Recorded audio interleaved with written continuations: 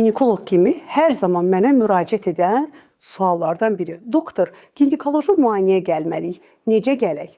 Əlbəttə ki, əziz xanımlar, ginekoloji müayinəyə gəlmədən öncə sadaladığım bunlara diqqət etməlisiniz. Öncə, əgər ginekoloqa gedəcəksinizsə, adətlikən getməniz məsləhət deyil. Adətiniz bitdikdən 3 gün sonra ginekoloqa getməniz tam zamanında olan bir müayinədir. Ginekoloqa getməzdən öncə 2 həftə ərzində antibiotik içirsinizsə və yaxud da digər preparatlar içirsinizsə, onları dayandırmağınız məsləhətdir. Bununla bərabər ginekoloqa getdiyiniz zaman vaginal duşlardan və yaxud da şamlardan istifadə etməyiniz məsləhət deyil və bir də ginekoloqa getməzdən 3 gün öncə cinsi əlaqə olmamasını tövsiyə edirəm. Və ginekoloji müayinəyə gəldiyiniz zaman əgər yaxma analizinə ehtiyac olacaqsa, mütləq qaydada sidik kisəviz dolu şəkildə olmalıdır.